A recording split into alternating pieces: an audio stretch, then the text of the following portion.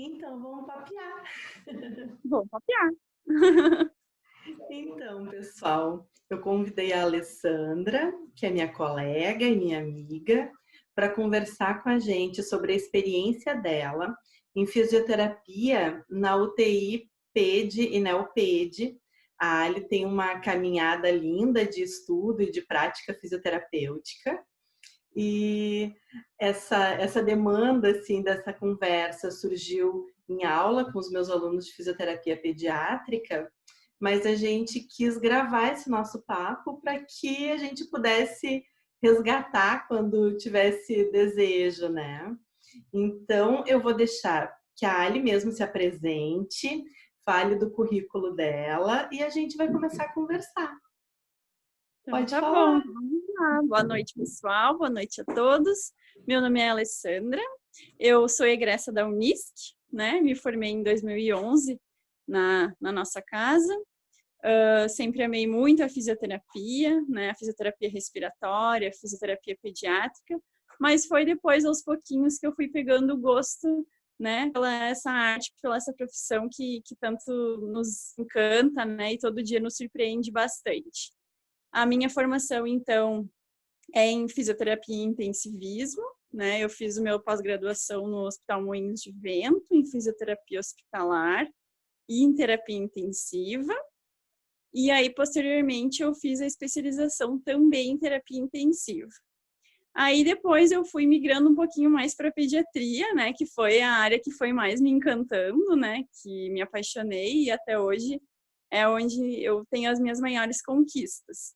Surgiu a oportunidade, então, da gente começar um serviço, né, de fisioterapia na UTI NEO do Hospital Santa Cruz, né, junto, então, com a empresa que ali a gente desenvolve a fisioterapia. E foi um desafio bem grande, né, foi um grande susto quando me foi colocado esse desafio, mas eu agarrei ele, né, com muito amor e com muita dedicação. E agora a nossa fisioterapia lá, ela é muito reconhecida, né, o que me causa muito orgulho. A gente tem todos os pacientes em fisioterapia na UTI NEO e pediátrica e na UCI, que é a Unidade de Cuidados Intermediários. E o nosso trabalho hoje em dia lá, ele é bastante respeitado, né? Então, eu estou muito feliz de estar lá hoje. E aí, então, aos pouquinhos eu fui me especializando, né, e fazendo cursos, principalmente na área de NEO, que é o que eu mais gosto. E um dos cursos é o RTA, né, que eu conheci através da Profilela, e que foi, assim, imprescindível para a gente conseguir desenvolver um trabalho sério, né, um trabalho legal, um trabalho com resultados e com evidências, né, sem pensar que esse paciente pequeno era uma miniaturização de um paciente, de um pulmão de um paciente adulto. E não, ele é um paciente diferente, é um paciente único, né, que tem as suas particularidades, as suas peculiaridades, e que precisava de um estudo mais direcionado para tentar entender o que estava acontecendo, né? Já é um paciente pequeno, ainda mais um paciente prematuro, né? Então, eu estudei muito, principalmente essa questão, né, do o que foi desenvolvendo, como que eu posso ir desenvolvendo, principalmente a musculatura, né, do tórax, do abdômen, o que a gente vai fazendo, o que eu posso ir fazendo, porque não é um paciente pediátrico, né, que já tem, então, os seus órgãos formados, sua musculatura bacana, onde eu vou começar a fazer um manuseio e já vai dar resultado. Lá, às vezes, não dá, né? Então, acho que esse, assim, foi o maior desafio para mim, né, que foi ir conhecendo um pouquinho mais desse universo, né, da prematuridade, da neonatologia, e que é um universo, assim, encantador e que a gente se surpreende cada dia com as conquistas, né, desses pacientes. E é uma delícia. Então, falando um pouquinho mais da UTI, da unidade que eu trabalho, então lá a gente tem leitos, a maioria leitos de neonatos, né, que em sua totalidade são pacientes prematuros, né, prematuros extremos, moderados, né, ou tardios, a maioria entre moderados e tardios, e também a gente tem um leito de UTI pediátrica, né, que são pacientes maiorzinhos, acima de 1 ano de idade, até 12 anos, que internam lá. A maioria todos os pacientes que a gente tem lá agora são prematuros, não tem nenhum pediátrico, mas geralmente os pediátricos que a gente atende é em torno de 6 meses a 1 ano de idade. Né? Às vezes foge um pouquinho, assim, tem uns pacientes maiores que fazem alguma cirurgia abdominal, alguma cirurgia pulmonar, alguma coisa do tipo, mas a maioria são pacientes menores. Nós temos também a UCI, que é a Unidade de Cuidados Intermediários, que é onde esses pacientes prematuros, depois que eles saem da UTI, eles têm alta para esse outro local, que também é uma unidade com bastante cuidados, mas que os pais podem ficar mais próximos dos seus filhos e vivenciar um pouquinho desse processo antes de ganhar alta de ir para casa. Né? Geralmente é um processo muito longo dentro da UTI, né? Geralmente 2, 3, 4 meses, e aí então os pais precisam um pouquinho dessa vivência junto dos seus filhos, né?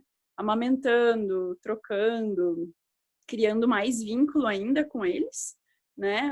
Dando o primeiro banho, né? Dando o colinho, né? Fazendo canguru, para conseguir também se sentir seguro, né? Para ir para casa depois de tantas mudanças, né? Tantas dificuldades. Explica para eles o que é fazendo canguru. Tá. Fazendo canguru. Eu adoro fazer canguru. Às vezes eu faço canguru lá com os bebês. Então, assim, quando o paciente tem condições, né, que ele tá mais estável, ou às vezes ele não tá muito estável, mas aí a gente diz, não, mas acho que ele merece, né, um colinho. Então, é a mãe conseguir dar o primeiro colinho, né, pro bebê, né, colocar ele em seu peito, né, para que ele escute o seu coração, a sua respiração, sinta o seu cheiro, né, porque muitas vezes, a maioria do tempo, eles estão dentro de uma incubadora umidificada, né, quentinha, que a gente sabe que naquele momento é importante para eles, né, porque eles deveriam estar lá dentro do forninho da barriga da mãe, então eles estão num outro forninho, né, que é a incubadora, e aí os pais tocam eles, né, a partir de umas portinhas que tem na incubadora, só com as mãos, né, e a gente sabe que essa questão do vínculo e do toque, ela é muito importante para o bebê, né, lógico para a mãe também, mas para o bebê mais ainda. E quando a gente chega na UTI e vê alguém fazendo o canguru, a gente já, né, fica todo feliz.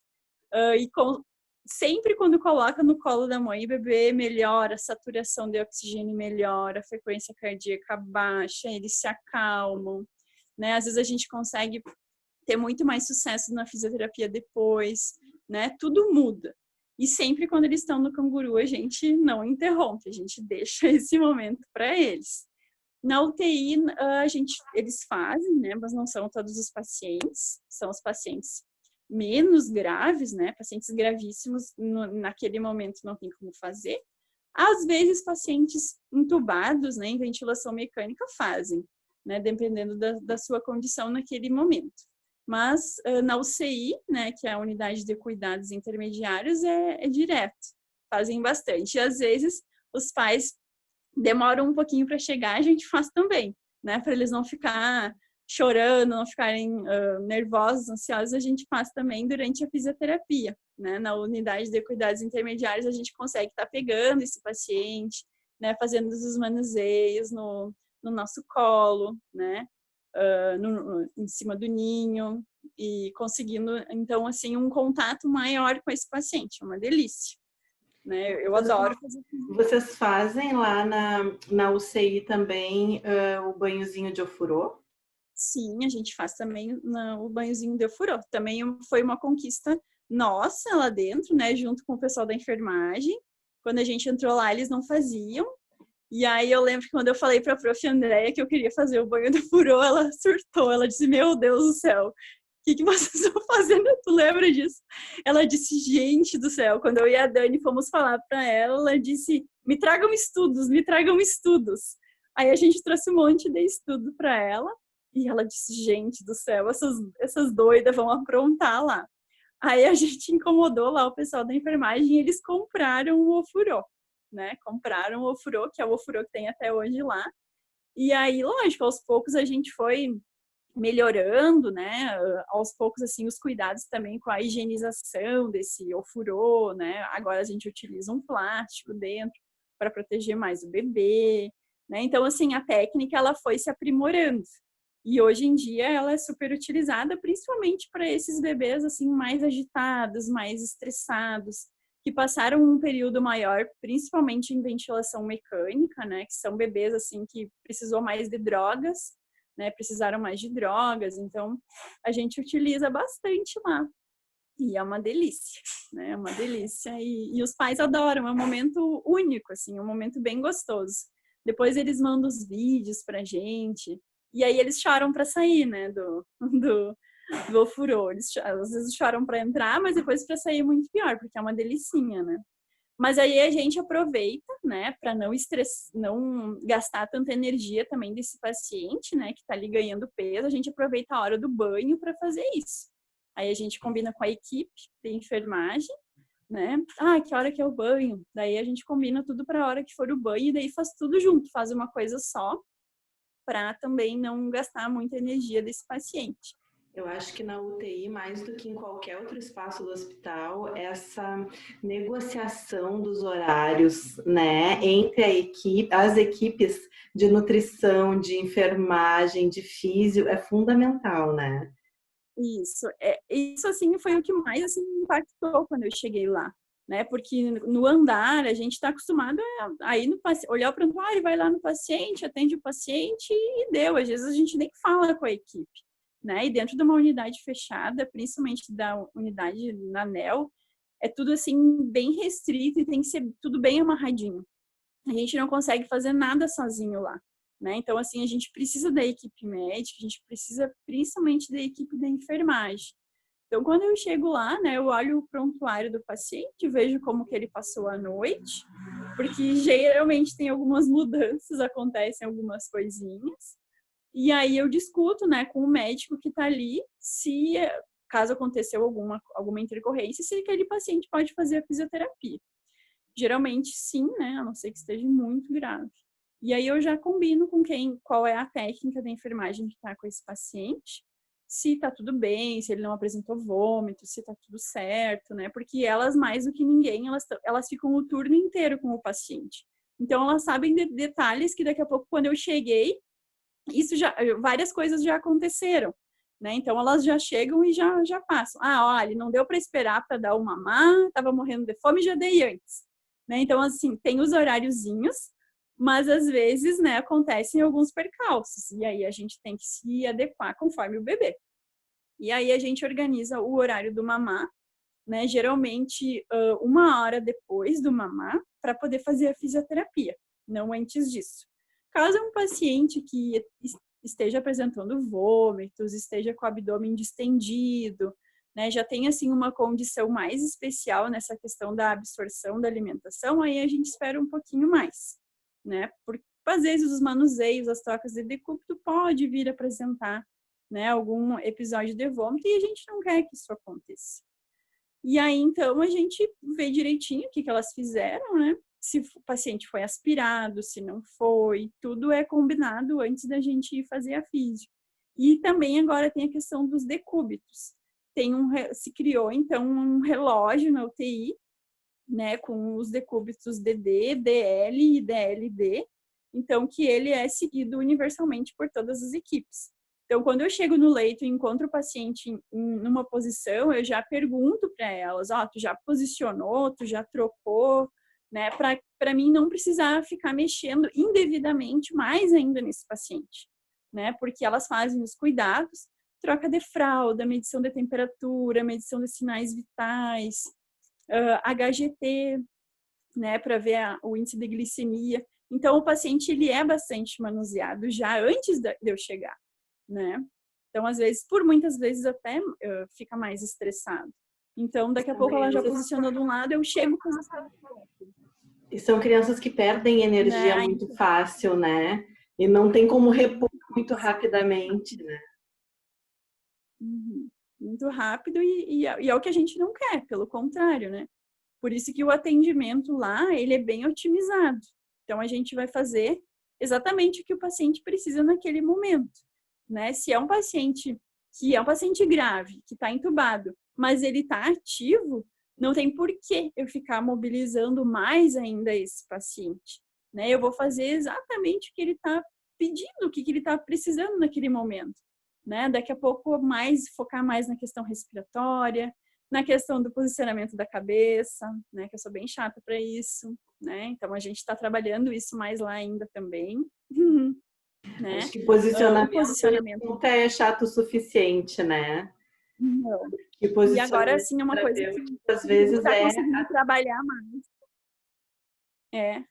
E a gente orienta, a gente deixa bilhetinho na incubadora para as meninas. Às vezes, para os pacientes que têm atelectasia, vamos priorizar esse decúbito. Aí a gente deixa bilhetinho. E, assim, está sendo seguido. Ou, às vezes, elas perguntam, Ali, que lado que eu tenho que deixar mesmo?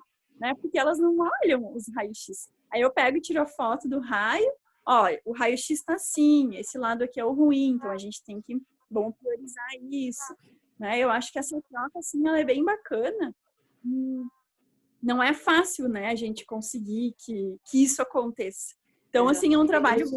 Isso que tu coloca de pegar e mostrar no raio-x por que é importante que seja daquele lado, que se priorize aquele lado, é fundamental. Porque não é, porque a fisioterapeuta disse que é para ser. Não, tem um porquê que não é da fisioterapeuta, é do paciente, né? A necessidade não é nossa, a necessidade é dele.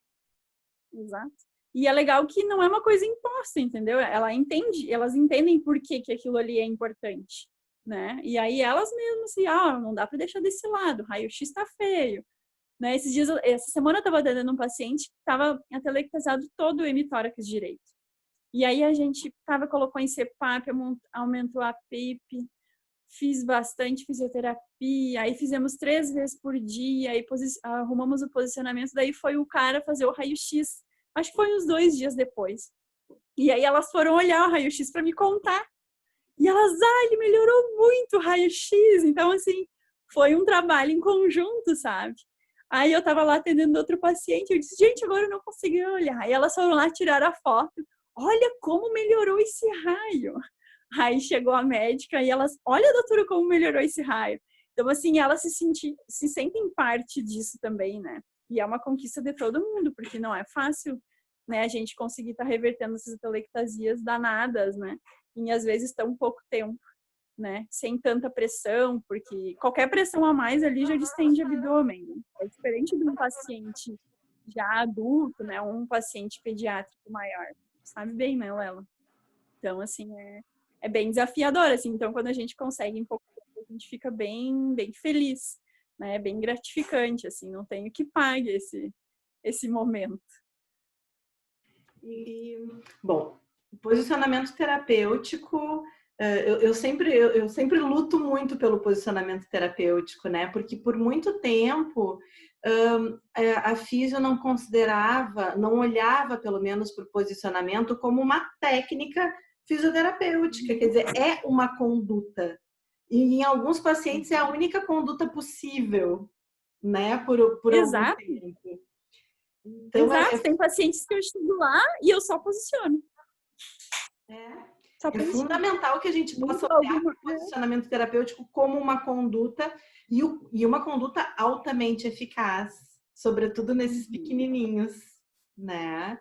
Sim. E além do posicionamento... Posicionar para eles já muda muito, já melhora muito a saturação, já melhora o esforço, a gente consegue notar, assim, várias coisas, né? Eu fiz vários rolinhos essa semana lá, lembrei dos rolinhos que a gente fazia para fazer o apoio de postal. Então, tem um paciente lá que a gente está fazendo, tá dando super certo. Né? Elas guardam os meus rolinhos na gaveta, elas não colocam fora. Então, assim, já tá bem bom. Né? Eu lembrei bastante de ti essa semana com os rolinhos. Ai, adoro, né? Eu acho que o rolinho a gente consegue fazer tanta coisa com os rolinhos, né? E fazer incrementar os apoios sem ter a mão lá, porque o rolinho ajuda no momento do posicionamento, né? Às vezes até a conversa, né? A fraldinha ali a gente consegue tá apoiando, né? Por causa do ninho, né? Eles têm um ninho em volta e a gente consegue apoiar aí com a compressa, né? Que é aquela fraldinha que funciona super. E que outras condutas Tu falou de atelectasia, eu acho que na UTI, na UPED, a atelectasia é sempre um grande complicador de outras, né? Geralmente ela vem como complicação já de algo que já está ruim, né? Sem falar de toda a mecânica respiratória deles, que já, estando tudo normal, eles já estão em defasagem, né? Então, havendo qualquer alteração, a coisa complica mesmo, e a atelectasia é muito fácil, né? E quais são as condutas, assim, além do posicionamento, que tu mais utiliza? O que eu mais utilizo é o RTA, né? Nesse momento. Depois, então, que eu fiz os cursos, né? Eu tenho residentes lá comigo e aí a gente faz todo um trabalho antes delas iniciarem, né? Com os principais, com os principais manuseios, para a gente estar utilizando essa técnica, né? A equipe médica sabe que a gente utiliza essa técnica, né? Que a gente não utiliza técnicas mais invasivas nesses tórax tão pequenininhos, né? Porque realmente, assim, a gente sabe que alguns pacientes maiores a gente consegue sim realizar, né? As técnicas tradicionais, né? Da fisioterapia respiratória, mas lá, então, eu priorizo o RTA, os posicionamentos, a aspiração, né, de vias aéreas e de tubo orotraqueal, que a gente também é responsável pelas aspirações lá dentro. Eles esperam pela gente, geralmente, após a físio, para fazer isso. As mobilizações, né, dos segmentos corporais e o estímulo sensório-motor e o ofurô, né? Então, a gente utiliza todas essas técnicas. E, geralmente, a gente trabalha junto, né, a respiratória e o motor, para a gente otimizar o tempo, né, e não gastar energia desnecessária nesse paciente. Eu acho que não é nem tanto não só uma otimização do tempo, quanto uma qualificação da terapêutica, né? Uma vez que, né, não existe respiração sem músculo respiratório, né?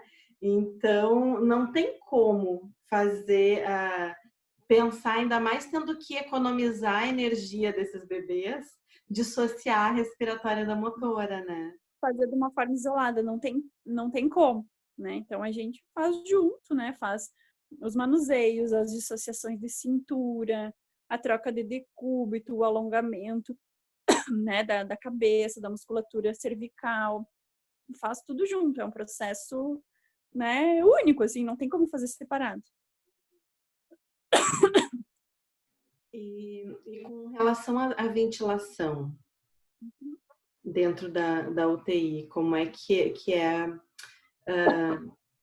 como é que é a tua entrada? Porque deve fazer parte do teu cotidiano, né? A ventilação não invasiva e a invasiva, né? Eu vou falar primeiro da invasiva, então, porque depois eu trago a não invasiva. Tá Nós fizemos a monitorização da ventilação mecânica de todos os pacientes. Então, a gente inseriu isso junto na nossa rotina, né? A gente criou, então, uma ficha de monitorização, onde a gente pega os principais parâmetros, né, de todos esses pacientes, porque muda bastante, né? Então, às vezes o paciente está um pouquinho melhor, eles vão lá, ajustam. Aí, de noite, às vezes dá uma pioradinha, chega de manhã, já está diferente.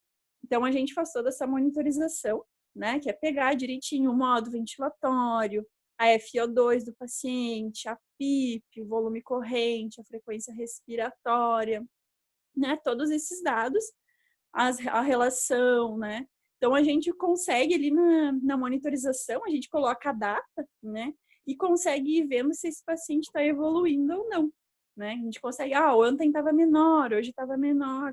Então, a gente consegue ter essa relação. Sempre quando a gente vai fazer a físio, né, a gente olha sempre antes a monitorização, né, para estar ciente de como que o paciente está, e a gente sempre olha também os exames, né, além dos exames laboratoriais, a gente olha a gasometria arterial do paciente, porque se a gente não souber a gasometria, né, o PCO2, o PO2, a gente não tem como opinar, né, ou como tentar mudar ali a questão da ventilação mecânica. Agora, está bem melhor essa questão da abertura, da gente estar conseguindo mudar os parâmetros. Mas, assim, como que a gente conseguiu conquistar isso? Foi, assim, estudando, né? Porque precisa, então, saber bem a gasometria, né? Para a gente ver se o paciente tá com uma PCO2 elevada, tá com uma PO2 elevada ou tá baixa, né? Tá retendo CO2, para a gente tá conseguindo entender, eu acho que tem que aumentar aquela frequência respiratória ali para entrar mais ar nesse pulmãozinho. Ou ele tá, né, com a saturação muito baixa, nossa, estava 60. Então a gente precisa aumentar um pouquinho mais a FiO2. Ou nesse paciente que tinha atelectasia, a gente tem que aumentar a PIP desse paciente, está muito baixa, estava em 6, colocamos para 8, né? Então a gente consegue fazer já esse raciocínio. E aí então como que funciona? Geralmente quando eu vou atender o paciente, eu já formo na minha cabeça, né, como que eu tô, né, idealizando, aí eu faço a fisioterapia e vejo como ele se comporta. E aí, no final da terapia, eu geralmente discuto com a médica, olha, geralmente a gente tem uma rotineira, né, de manhã agora, que é, show de bola. Então, assim, ela gosta muito da fisioterapia, né, respeita muito a nossa profissão. Veio de um outro hospital que a fisioterapia era, tipo assim, o tempo inteiro, né? Então, assim, ela veio de uma realidade bem joia. E agora tá acontecendo isso com a gente também. Então, assim, ela discute bastante. É uma delícia. E aí, às vezes eu digo, Dani, o que tu acha, né? Assim, essa FiO2 aumentar. E ela diz, não, vamos tentar. Geralmente, assim, ela é bem parceira, né? E aí a gente muda junto. Algumas coisas, né, que eu tenho dúvida, eu pergunto, o que tu acha? Será que tem que colocar mais frequência? Né? Então, aí a gente vai discutindo, assim, é bem legal que a gente vai aprendendo junto. Então, geralmente a gente muda junto os parâmetros, né? Não é uma coisa assim isolada.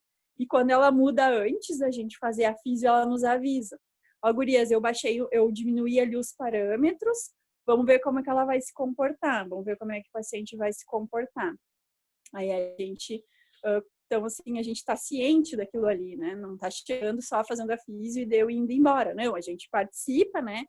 Dessa questão também do desmame da ventilação, né? A gente estuba os pacientes, eu amo estubar, e ela sempre deixa.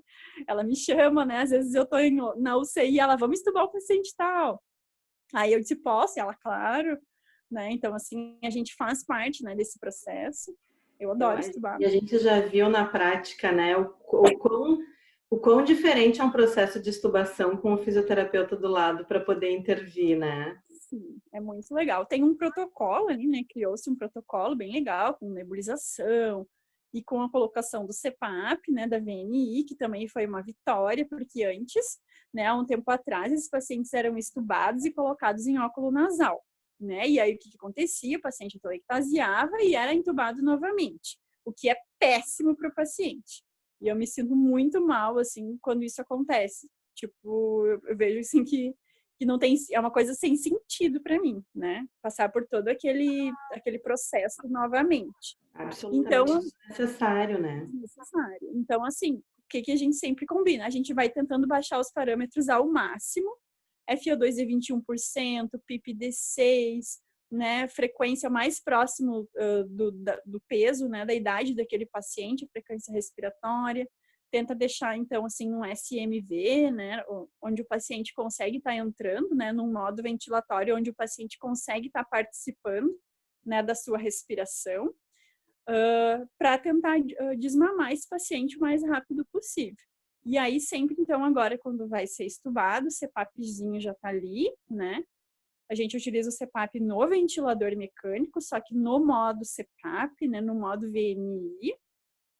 Quando é um paciente mais lábil, né? Mais assim, que a gente tendencia que ele vá desaturar ou que daqui a pouco não vá tolerar muito, a gente mantém o CPAP, né, a VNI, só que a gente coloca num modo com uma pressãozinha, né? Então, como se fosse um BiPAP, né? Então, a gente consegue fazer isso no ventilador também. Tem uns ventiladores bem bons ali agora que nos permitem fazer isso, né? Que não é só o CPAP. Então, a gente consegue colocar eles em BiPAP para ajudar tanto na expansão como também melhorar a frequência respiratória, deixar mais confortável para ele, principalmente nessas primeiras horas ali.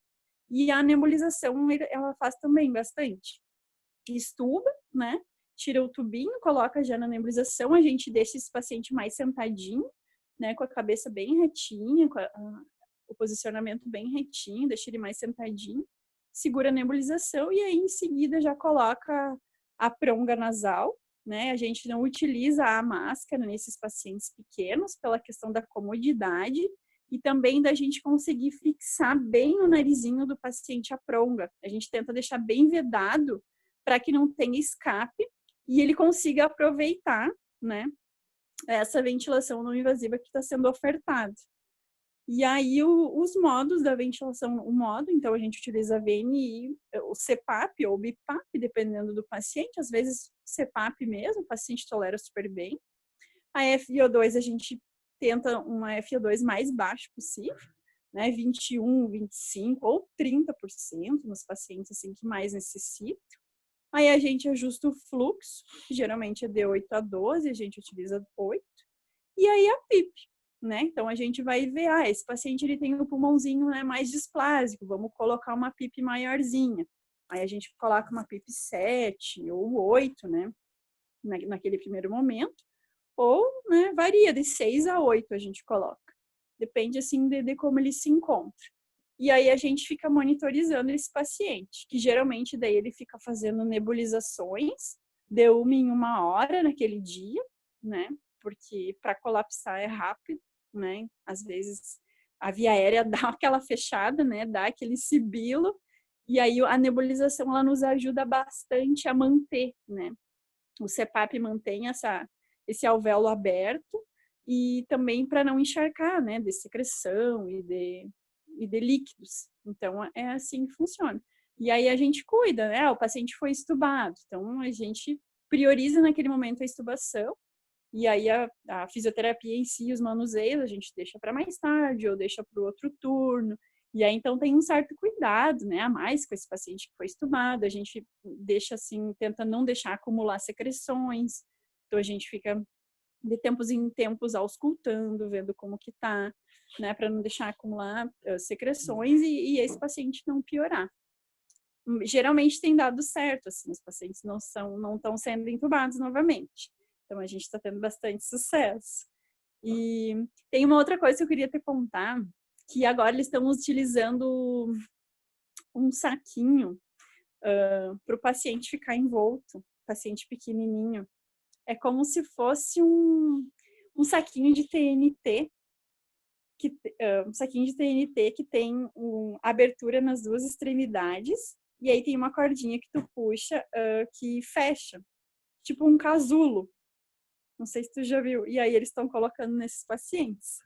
E aí eles se sentem, né, mais acolhidos e tá melhorando, porque às vezes eles ficam com os bracinhos, né, ansiosos e entubados e sozinhos ali dentro da incubadora.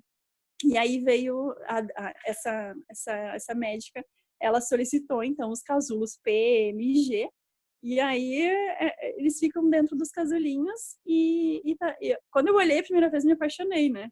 Gente, coisa mais linda do mundo, parece um saquinho de presente. A coisa mais amada, tipo de uma fitinha mimosa, assim, o casulo, coisa mais lindinha. E aí eles ficam lá dentro encasulados.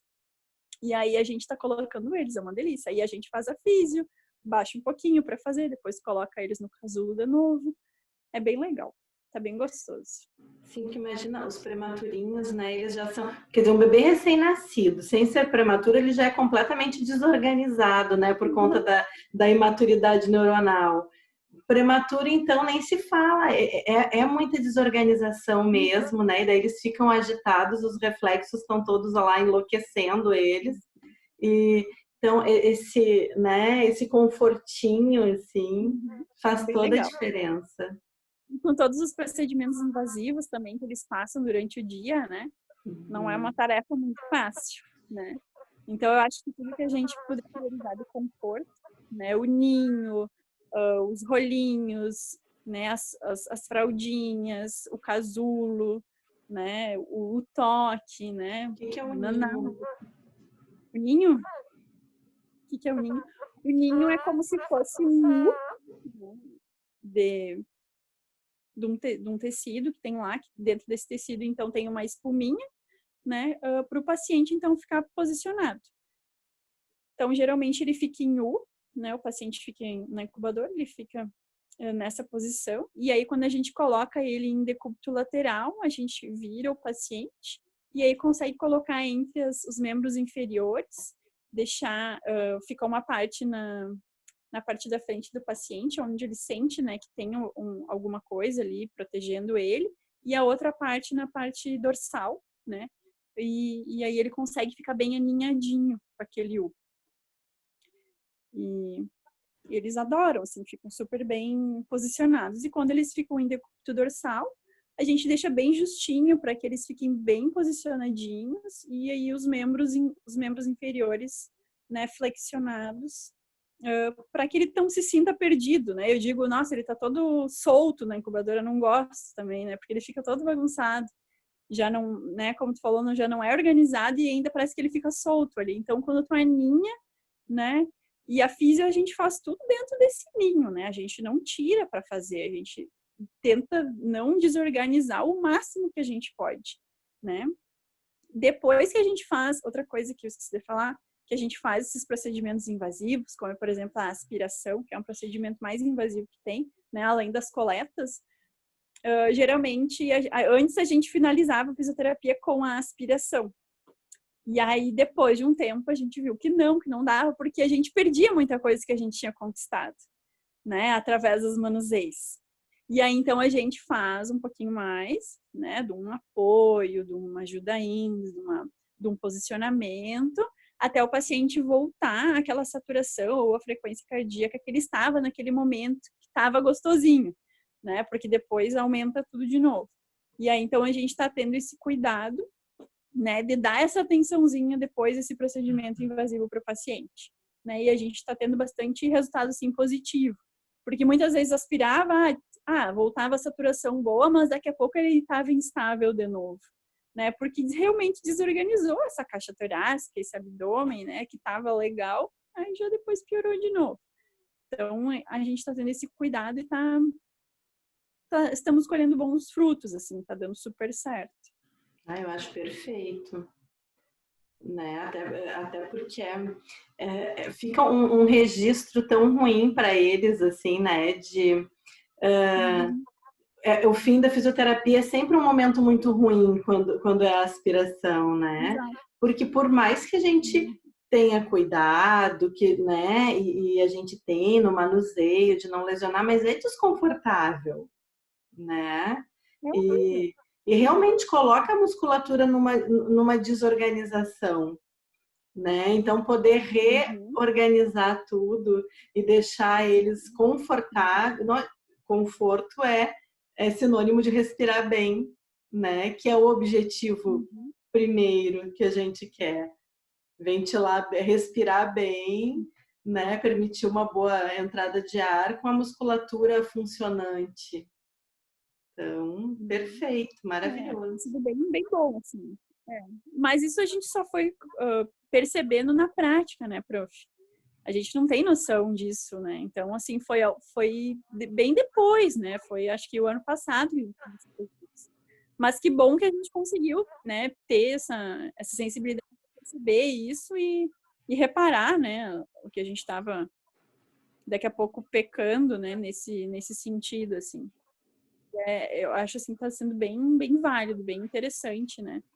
E aí, geralmente, a gente está movimentando eles, a gente está fazendo para que depois que ele receba o mamar, ele fique quietinho, fique dormindo. Então, a gente tenta fazer tudo junto, né? Geralmente, as coisas acontecem mais no início dos turnos, agora, né? Então, onde elas vão mexer, tem coleta, tem os cuidados da enfermagem, tem a físio, que daí tem a aspiração. Vamos aspirar antes de mamar, que daí depois ele fica tranquilo, a gente não precisa ir lá mexer de novo, né? Porque olha quantos procedimentos esse paciente faz num dia, sei lá, 20, 30, né? Imagina quando tem fisioterapia 3 vezes por dia, né? Então a gente está conseguindo unir assim isso tudo. Geralmente, se tem coleta, faz logo, né? Coleta de sangue, que os exames lá são feitos diariamente, né? Aí depois faz os cuidados, ou a gente faz a físio primeiro, depois faz os cuidados. E aí depois mama. E aí depois descansa, ele fica descansando, apaga as luzes. Então, acho que tá melhor, assim, tá bem melhor. Principalmente para os pacientes, que é o que importa, né, pra gente. bem gostoso. Eu acho que é muito bacana, assim, como eu te acompanho há muito tempo na trajetória profissional e acadêmica, né?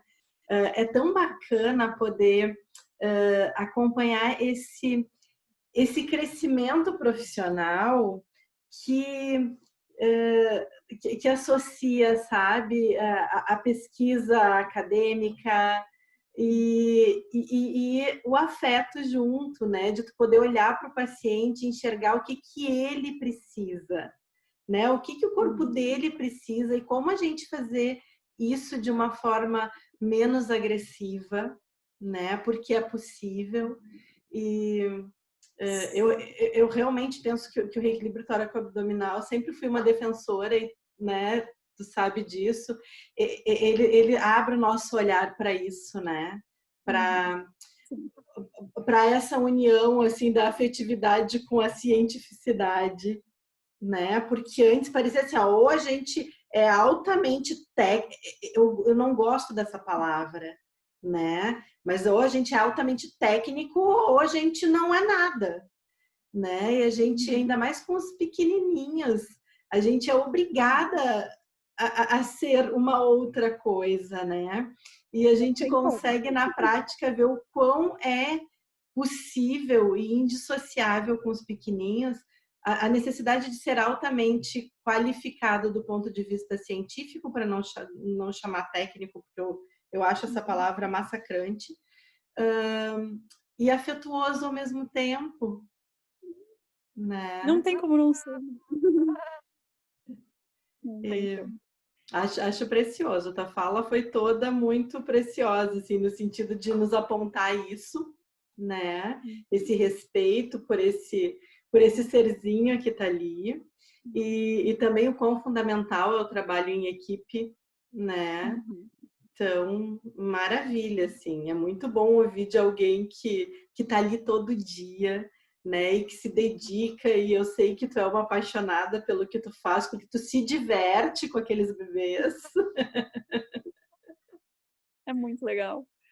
Em relação às evidências, né, falando um pouquinho então aí do mundo acadêmico, principalmente os artigos, né, que estão saindo agora, a gente sempre fica bem ligado, né? A Prof. Andréia é uma que me manda todo mês, né, os principais artigos assim que estão saindo. E aí a gente consegue discutir com a equipe médica geralmente. Geralmente a gente se troca muito artigo, principalmente agora do Covid, né? Tem pouquíssimos artigos de neonatos e de pediatria, né? Então, os poucos que a gente tinha, a gente conseguiu se trocar, né? Então, assim, tem essa troca legal também, né? Dessa questão mais das evidências, né? De sempre estar, assim, então, estudando, né? E vendo o que tem, o que está saindo por aí, né? Principalmente dessa parte dos neonatos. Que é por onde a gente consegue discutir em equipe, né? Onde a gente consegue estar trazendo até outros tipos de ventilação, né, alto fluxo, óxido nítrico, que agora está entrando aqui na nossa UTI. A gente fez o treinamento, foi convidada a fazer o treinamento junto com a equipe médica. Então, assim, tá legal, né? Sinal que, né, que a gente está dentro, né? Estamos no páreo aí. Então, essas coisas é importante, né, pra gente, mas também que a equipe saiba que a gente tá ligado, né, que a gente estuda, que a gente sabe o que está acontecendo, né, as últimas informações, o que está se fazendo pelo mundo, né? E aí a gente tenta trazer para dentro da unidade, de acordo, né, como a unidade permite, como os pacientes permitem, né?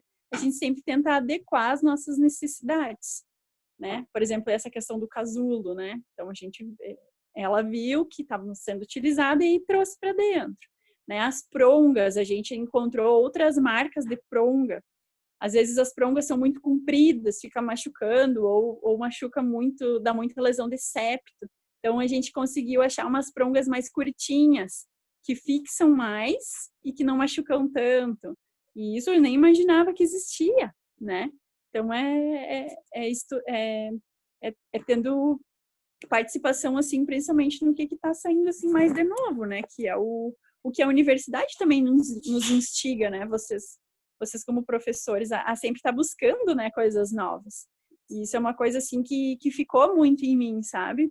Eu sempre, tá, mas o que tá saindo? Ah, essa semana eu não vi nada, preciso procurar alguma coisa, sabe? Tem essa necessidade da gente estar buscando, né?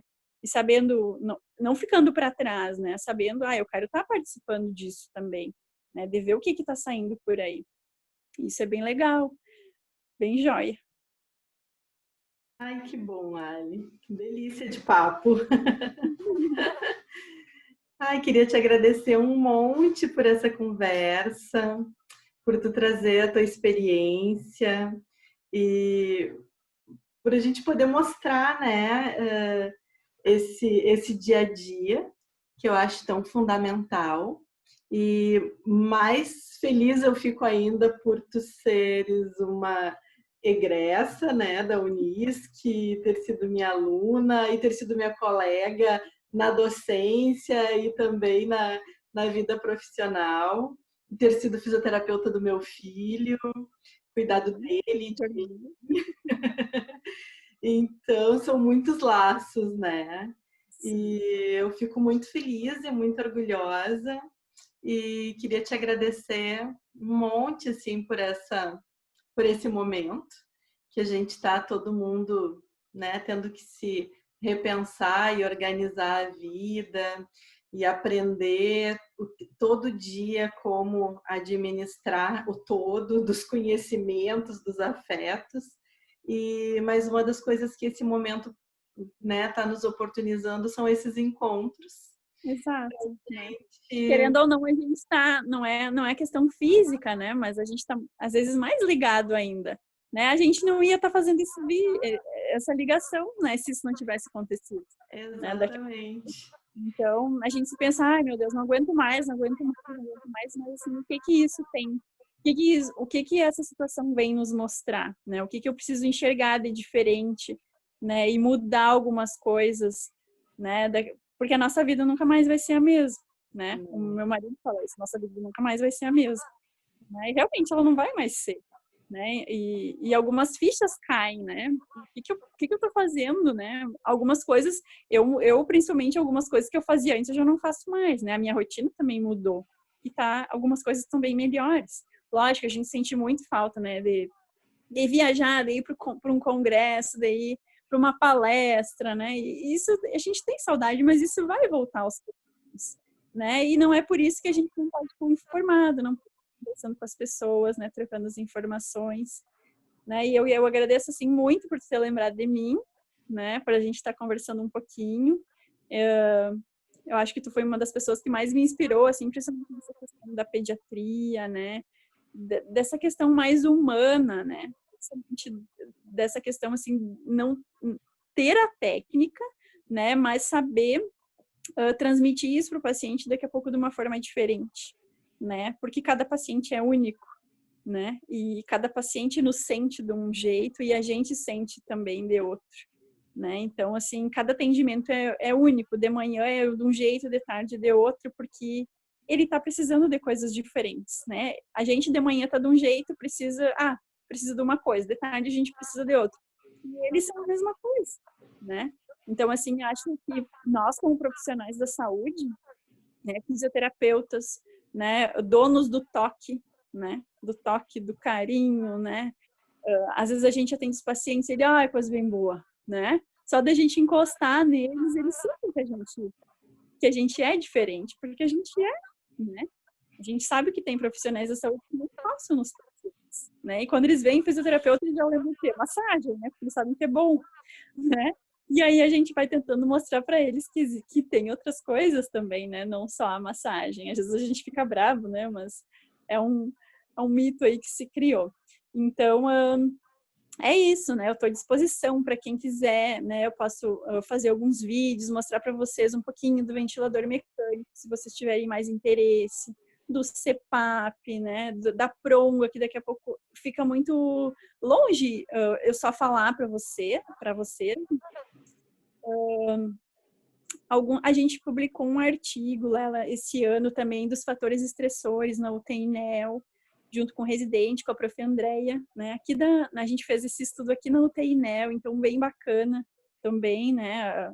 essa questão que a gente traz sempre, né, de não estressar o paciente. E a gente sabe que tem outras coisas também que estressam, como os ruídos, as luzes, né, a movimentação excessiva. Então, o que vocês precisarem, né, quiserem dúvidas, quiserem fazer um outro bate-papo, quiserem fazer, sei lá, uma live, alguma coisa, ou trazerem perguntas, eu estou à disposição, né? Vai ser um prazer sempre falar sobre isso, né? Sobre esse universo que a gente gosta muito, né? E que não foi fácil, mas a gente está conquistando, né? E se fosse fácil, não ia ter graça, né? Então, era isso. Muito obrigada. Um abraço a todos.